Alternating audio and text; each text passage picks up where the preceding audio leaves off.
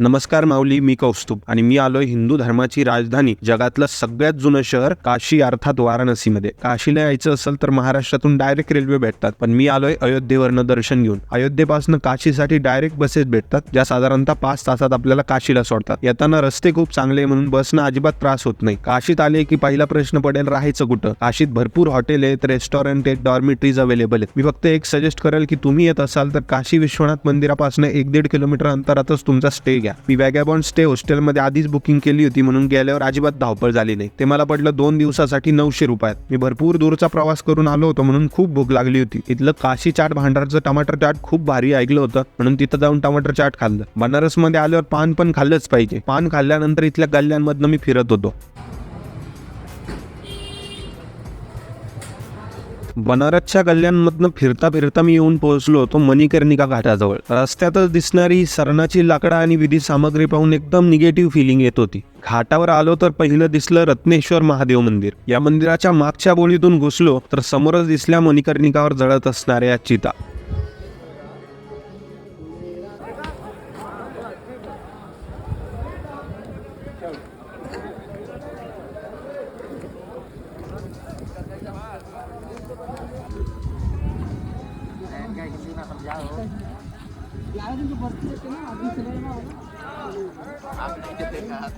काशीमध्ये मृत्यू हे भाग्याचं आणि मणिकर्णिकावर अंत्यविधी हे मोक्षाचं प्रतीक मानलं जातं. वर खाली आजूबाजू जिकडं पाहू तिकडं चिता जळत होत्या. त्यांची संख्या एवढी की मोजता पण येईना. खूप वेळ तिथं उभं राहून डिस्टर्बिंग वाटायला लागलं होतं, म्हणून जरा लांब येऊन बसलो. इतके प्रेत गंगेत बुडताना आणि मग चितेवर जाताना पाहिली की मृत्यू हेच एकमेव सत्य हे ऍक्सेप्ट व्हायला लागतं. रात्र भरपूर झाली होती आणि अजून तिथं थांबावं पण वाटत नव्हतं, म्हणून काशी विश्वनाथ कॉरिडॉर मधनं चालत चालत मी माघारी फिरलो. येताना मसाला दूध घेतलं.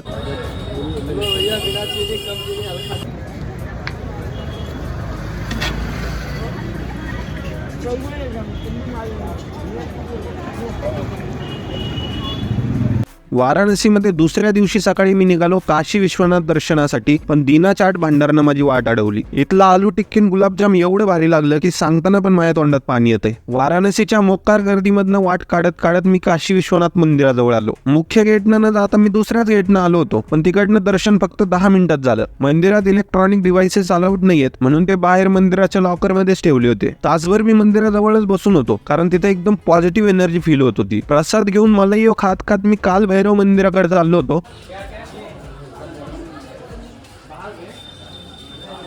बाबा काल भैरव दर्शन पण 15-20 मिनिटातच झालं. वाटेत बनारसच्या सगळ्यात फेमस राम भांडारमध्ये समोसा सब्जी खाल्ली आणि खरं सांगतो याच्याहून भारी चाट आजपर्यंत खाल्लं नव्हतं. संध्याकाळी दशाश्वमेध घाटावर होणारी गंगा आरती मला बघायची होती.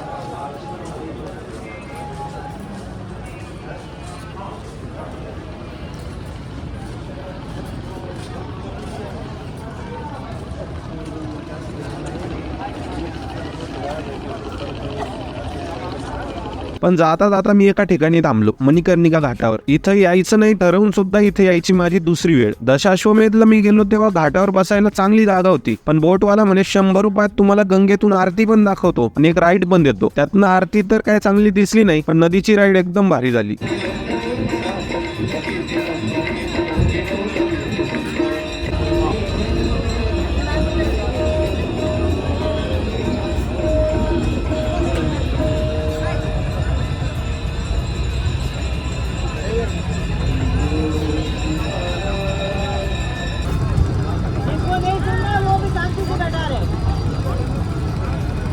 जिस घाट पे अभी आप लोग दर्शन कर रहे थे, जो आरती हो रही थी, उस घाट का नाम है दशाश्वमेध घाट. पीछे तक आ रही है बात?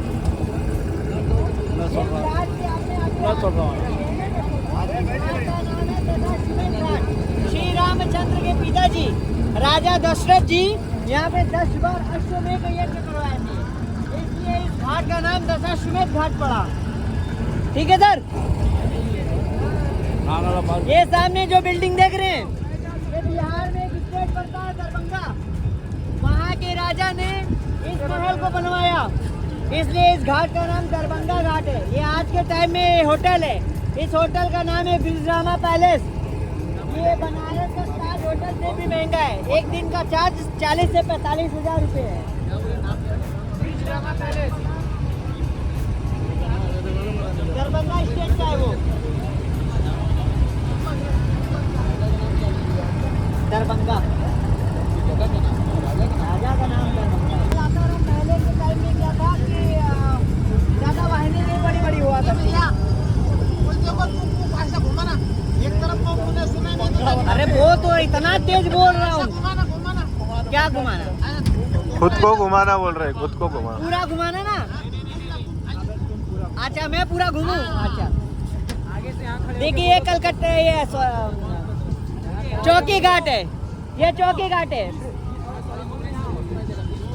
ये ब्रिटिश टाइम जब यहाँ ब्रिटिशों का जब शासन था तो यहाँ पे चेक पोस्ट बनवा दिए थे अंग्रेज, क्योंकि कलकत्ता से जब भी माल लेकर आता था, माल वागे यानी कि कुछ भी दाल चावल अनाज जो भी लेके आता था तो इसी जगह चेकिंग होता था।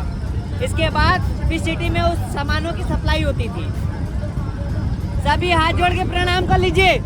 ये है गौरी केदारेश्वर। बनारस में 3 खंड है, 2 खंड सबसे महत्व है।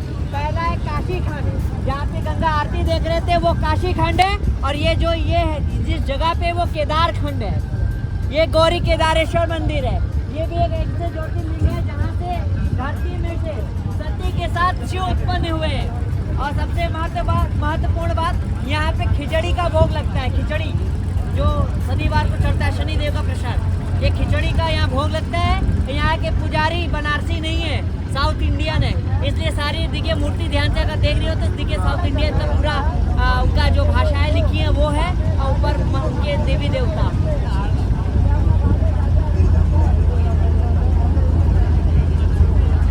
हाथ जोड़ के सभी प्रणाम करिए। ये सत्यवादी राजा हरिश्चंद्र है। प्रणाम करिए सभी, सभी बताइए उनके बारे में। वो सामने जो चल रहा है वो डेड बॉडी चल रही है, और ये सामने में ये जो छोटा सा लाइट की तरफ आ रहा है, ये राजा जी का चैम्बर है उस टाइम का। ये सामने जो छोटा सा दिखे लाइट जल रहा है, हाँ बीच में, ये राजा जी का चैम्बर। इसी में राजा हरिश्चंद्र जी बैठकर जितनी भी डेड बॉडी आया करती थी उनका लेखा जोखा करते रहे, अकाउंटेंट थे उस टाइम के। ये चंडाल, जो राजा चंडाल, डोम राजा, इसी जगह डोम राजा का दिखे हुआ महल है, वो ऊपर है, वहाँ पे चौकी बैठती है वो। इस टाइम लाइट वहाँ नहीं जल रहा तो दिखता वहाँ वो बैठते थे, यहाँ ये बैठते थे। जब भी डेड बॉडी ऊपर से आती थी तो उसकी गिनती, उनकी पूरा लेखा जोखा, बायोडाटा सब कुछ यहाँ पे जमा करते थे वो। सभी हाथ जोड़ के प्रणाम कर लीजिए। बोलिए राजा हरिश्चंद्र महाराज की जय। अब यहाँ से बोट घूमेगी और चलेगी मणिकर्णिका घाट, मशान घाट, जिसको मोक्ष नगरी कहा गया है, मोक्ष द्वार कहा गया है काशी का। ये आप पंचकोश यात्रा कर रहे हैं, वो जो आप जो इन लोग घूम रहे हैं, देखिए सारी बोटें यहाँ से बोल रही है पंचकोश, देखिए ग्रुप वाली, वो जितने लोग जा रहे हैं वो अपना सेपरेट करके जा रहे हैं। हाँ आगे 80 घाट है, वो लास्ट घाट जो जल रहा है लाइट, वो 80 घाट है। सर ये पंचकोश यात्रा है, ये जो आप ग्रुप घूम रहे हैं पंचकोश यात्रा, सारी देखिए जितनी भी बड़ी बड़ी बोटें हैं सब इधर से घूम जाएंगी। वो सब जो छोटी बोटें जा रही हैं वो सेपरेट बोट जा रही है, समझे? देखिए सारी बोटें घूम गई, देखिए आपको जो है वही घुमाएंगे, कम नहीं घुमाएंगे। यही कल्लू डोम का मकान है, जिनके क्या राजा हरिश्चंद्र जी नौकर बन के काम करते रहे, यही उन्हीं का मकान है कल्लू डोम का। इसी घर में कल्लू डोम ने राजा हरिश्चंद्र जी को एक रूम कमरा दे दिया था रहने खातिर, इसी जगह वो रहते थे। सुबह के टाइम हरिश्चंद्र घाट पे ड्यूटी करते थे, शाम के टाइम मशान घाट महामणिकर्णिका घाट पे ड्यूटी करते थे।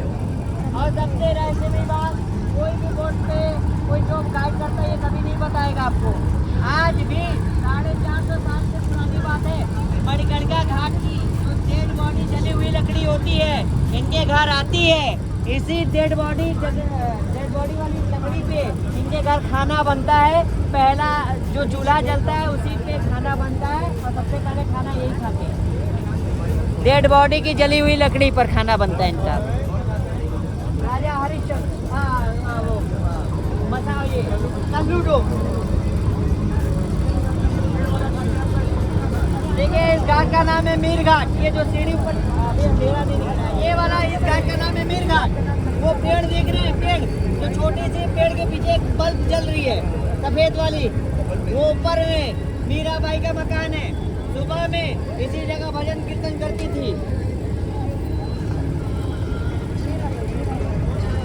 और देखिए ये जो पेड़ दिख रहा है, सभी को पेड़ दिख रहा है, उसके पीछे जो मंदिर दिख रहा है लाल वाला, पूरा देखिए नेपाली आर्किटेक्चर है। नेपाल रानी काठमांडू, नेपाल रानी ने पशुपतिनाथ मंदिर बनवाया है काशी में, काशी के लोगों को दर्शन करने के लिए। सामने यही है पशुपतिनाथ मंदिर, नेपाल रानी काठमांडू। यह पूरा आर्किटेक्चर नेपाली है। ये 350 साल पुरानी मंदिर है। और ये देखिए जो ये गेट दिख रहा है जहाँ लीडर शो चल रहा है, ये हमारे पूजनीय प्रधानमंत्री मोदी जी, यही मोदी जी ने इस घाट को बनवाया है। Please quite. यही प्रधानमंत्री जी मोदी ने इसी जगह स्नान करने के बाद ऊपर गए रहे जीर्णोद्धार करने। ठीक है, ये चलता है।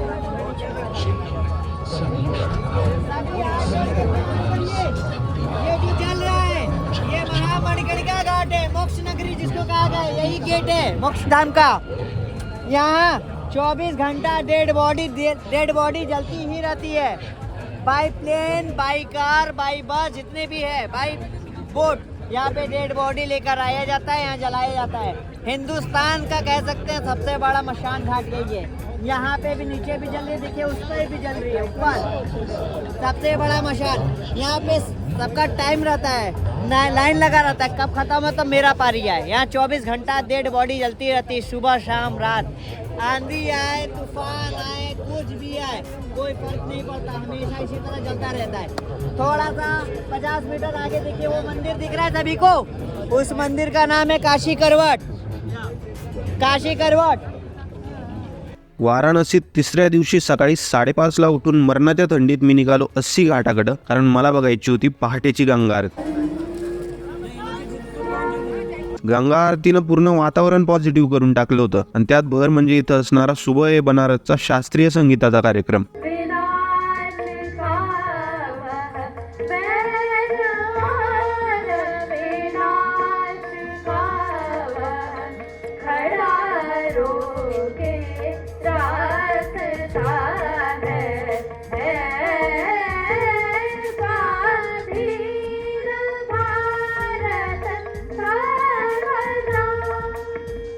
या सूर तालांनी एवढं प्रसन्न झाल्यावर मी म्हटलं आता इथले घाट फिरू. आणि सकाळी सकाळी बनारसचे घाट बघणं म्हणजे स्वर्गच. सगळे घाट फिरता फिरता वाटेत पुन्हा मणिकर्णिका भेटली आणि तिने थोड्या वेळ थांबून घेतलं. मला गंगा स्नान करायचं होतं. सिंधिया घाटावर हे बाबा बोलले की गंगेच्या पलीकडच्या किनाऱ्यावर स्वच्छ पाण्यात कर. त्यांनी एकदम चांगली राईड दिली, माहिती सांगितली आणि अजिबात घाई केली नाही. हा त्यांचा नंबर आहे. हॉटेल चेकआउटला अजून 1 तास बाकी होता, म्हणून इथलं सगळ्यात फेमस श्रीजी मलाईयो आणि राम भंडारची कचोरी सब्जी खायला गेलो. दोन्ही एकदम अप्रतिम. चेकआउट करून मला जायचं होतं सारनाथला. माझ्या डॉर्मिटरी मधले लोकेश आणि अनिरुद्ध बोलले त्यांनाही सारनाथलाच जायचंय. पुढे त्यांचे अजून 2 मित्र भेटले. आम्ही आमच्या बॅगा रेल्वेच्या क्लॉक रूम मध्ये टाकल्या आणि पोहोचलो सारनाथला. गौतम बुद्धांनी आपल्या 5 शिष्यांना पहिल्यांदा उपदेश दिला ती ही जागा. सारनाथ मध्ये अतिशय सुंदर मंदिर, गौतम बुद्धांचा भव्य स्टॅच्यू, अशोककालीन वास्तू आणि सर्वात महत्वाचा धमक स्तूप आहे, जिथं सम्राट अशोकानं गौतम बुद्धांची केस ठेवली होती. आप लोग जिस जगह पे आया है, इस जगह का नाम है सारनाथ. ओल्ड नाम था इसका ऋषिपत मिगदाव. ऋषि माने भगवान, पत माने जंगल, मिरिकदाव माने हिरन. जब 480 ईसा पूर्व में आए थे गौतम बुद्ध, तो पूरे हिरनों का जंगल था सर. जो सामने पीपल का पेड़ देख रहे हैं, ओरिजिनल बोडी ट्री बोध गया बिहार में है, जहाँ से बुद्ध भगवान को ज्ञान की प्राप्ति हुआ. उसका सेकंड पार्ट श्रीलंका लगाया गया, अनुराधापुरा में अशोका के बेटे बेटा संघमित्र और महेंद्र. जो 1970 में थाईलैंड की रानी द्वारा पेड़ को यहाँ पे लगाया गया. जो ऊपर वाला स्टेचू देख रहे हो, ऊपर वाला ध्यान मुद्रा, बीच वाला अभय मुद्रा, किनारे के वाला चिचिंग मुद्रा, जो वर्मा वालों ने कल्पना करके यहाँ पे मॉडल बना के छोड़ा है। जो सामने मंदिर की पेंटिंग देख रहे हैं, ये बुद्धा भगवान का मेन प्लेस होता है इम्पोर्टेंट। पहला लुम्बिनी नेपाल, जहाँ पे गौतम बुद्ध पैदा हुए। दूसरा बोध गया बिहार, जहाँ बोधि ट्री के नीचे बुद्धा भगवान को ज्ञान की प्राप्ति हुआ। ये तीसरा सारनाथ है, जहाँ पे गौतम बुद्ध ने अपने 5 शिष्य को पहला उपदेश दिया। चौथा कुशीनगर, जहाँ पे गौतम बुद्ध ने अपना शरीर त्याग दिया। महानिर्माण, वो जो सामने 89 इंच का स्टेचू आप लोग घिस रहे थे, इसी तरह से अफगानिस्तान में बबियान जगह पड़ता है, जो तालिबानों ने टोप लगा के नष्ट कर दिया भैया, उसी का रेप्लिका लेके सन 2011 में बनाया। जो अफगानिस्तान में था वो पहाड़ काट के बनाए, 880 पत्थर से ज्वाइनिंग करके बनाया। देखिए गौतम बुद्ध 563 विषय में पैदा हुए और 480 विषय में सारनाथ में पहला प्रवचन किया और 463 विषय में गौतम बुद्ध एक्सपायर हो गए। बुद्धा भगवान का असली माता का नाम था महामाया देवी, जिसने गौतम बुद्ध को पैदा करने के बाद 7 दिन बाद एक्सपायर हो गई। एक महामाया की सगी बहन थी गौतमी प्रजापति, जिसने गौतम बुद्ध को पोसा पाला, इसीलिए नाम पड़ा गौतम बुद्ध। पहले गौतम बुद्ध का असली नाम था सिद्धार्थ और पिताजी का नाम था सुदोधन दास। ठीक है, आप लोग टेम्पल के अंदर विजिट करेंगे, फिर हम लोग चलेंगे 80 फीट बुद्धा के पास।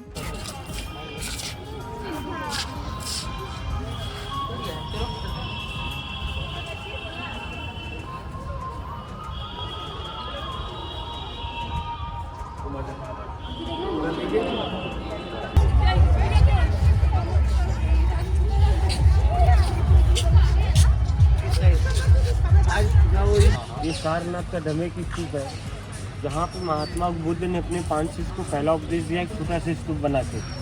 जब उड़ीसा में कलिंग युद्ध हुआ तो अशोक सम्राट जी से जीतने के बाद काफ़ी समय बाद 280 ईसा पूर्व में उसने बौद्ध धर्म अपनाया। बौद्ध धर्म अपनाने के बाद सारनाथ में आया, देखे एक छोटा सा स्तूप था। अशोक सम्राट का यही सोच था कि इसको कोई पैर नहीं रख पाए, इसीलिए इसका हाई मीटर 103 फीट करा दिया, गोलाई मीटर 93 है। जो प्लेन पत्थर देख रहे हैं आप लोग, ये ऑस्कर विभाग में जिस पत्थर पर डिजाइन देख रहे हैं वो 2500 शेयर्स ओल्ड है। इसके अंदर आपका कोई गेट नहीं, कोई दरवाजा नहीं, चारों तरफ से सॉलिड होता है। इसके अंदर बुद्धा भगवान की अस्थियाँ, थोड़ा बाल अशोक सम्राट द्वारा डाल के इसके अंदर चारों तरफ से सॉलिड करा दिए। बुद्धिस्ट में भी 2 तरह के बुद्धिस्ट होते हैं, एक हीनयाना एक महायाना। जो महायाना होते हैं इसका राउंड करके मेडिटेशन करते हैं। जो हीनयाना होते हैं इस मंदिर जो हीनयाना होते हो आपने टेम्पल देखा, टेम्पल के अंदर कैंडल इंसेंस वगैरह चढ़ा के मेडिटेशन करते हैं। जो 5 शिष्य को पहला उपदेश दिया, 5 शिष्य का नाम था अशुजीत, कौंडिल्या, पप्पा, भद्या, महानामा। अपने दलाई लामा का नाम सुना है कि नहीं? दलाई लामा। हाँ, इसी गांव के पीछे पूरे 10,000 बुद्धिस्ट लोग रहते हैं। जो दलाई लामा ने लोग को 400 बरस पुरानी हैंडलूम मशीनें डोनेट कर दिया। आप लोग बनारस सिल्क का भी नाम सुना होगा।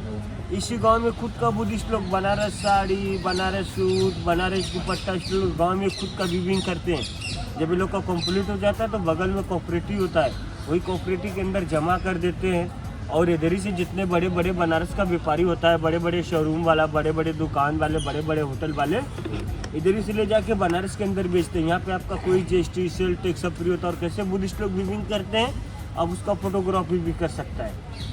सर देखिए, एक तरफ से जरी डालते हैं, एक तरफ से सिल्क डालते हैं। आप लोग कबीरदास का नाम सुना है कि नहीं? बैठिए आराम से, देखिए आपको बताते हैं। एक तरफ से जरी होता है, एक तरफ से सिल्क होता है, इसी को बोला जाता है कबीरदास का ताना बाना। और ये जो कार्ड होती है सर, इसके अंदर पूरे साड़ी का डिजाइन वर्क होता है। जिन्हें एक दिन में साड़ी तैयार नहीं होती है, कम से कम 7 से 8 दिन लगता है इसको बनाने में। इसी तरह दलाई लामा ने बुद्धिस्ट लोग को घर में 10,000 हैंडलूम बुद्धिस्ट लोग को डोनेट कर दिया। इसी तरह गांव-गांव में बनाते हैं। जब वो लोग का कंप्लीट हो जाता है तो एक कोऑपरेटिव होता है, ये कोऑपरेटिव के अंदर जमा कर देते हैं। और इधर से जितने बड़े बड़े बनारस का व्यापारी होता है, बड़े बड़े शोरूम वाला, बड़े बड़े दुकान वाले, बड़े बड़े होटल वाले, इधर ही से ले जाके बनारस के अंदर बेचते हैं। यहाँ पे आपका कोई GST सेल टैक्स सब फ्री होता है। जो बनारस के अंदर बनता है वो तो घर घर में मुस्लिम लोग बनाते हैं। आपने पावरलूम का नाम सुना होगा? हाँ, उसके बारे में हाँ, जो एक बार बटन दबाया वो अपने आप साड़ी बनते ही स्टार्ट हो जाती है। जो पावरलूम की साड़ियाँ में क्या खासियत होती है भैया, कि एक धागा का साड़ी का छटका वो धीरे धीरे साड़ी नष्ट हो जाती है। जो बनारस की हैंडलूम की साड़ियाँ होती है, आप 5 साल रखिए, 10 साल रखिए, उसी तरह आपका चमकता रहेगा। ये जो साड़ी बन रही है ऊपर वाला उल्टा है, मेन नीचे से सीधा ऐसे दिखाएगा आपको। देखिए ऐसे, ये मीनार में देखिए कैसे डिजाइन आ रहा है। अरे अच्छा है। इसी तरह घर घर में मैन्युफैक्चर होता है सर। जवळच हातानं बनारसी साडी बनवणाऱ्या स्थानिकांचं शॉप होतं. हातानं साडी कशी बनवतात ते पाहिलं आणि तिथनं 4 बनारसी साड्या घेतल्या.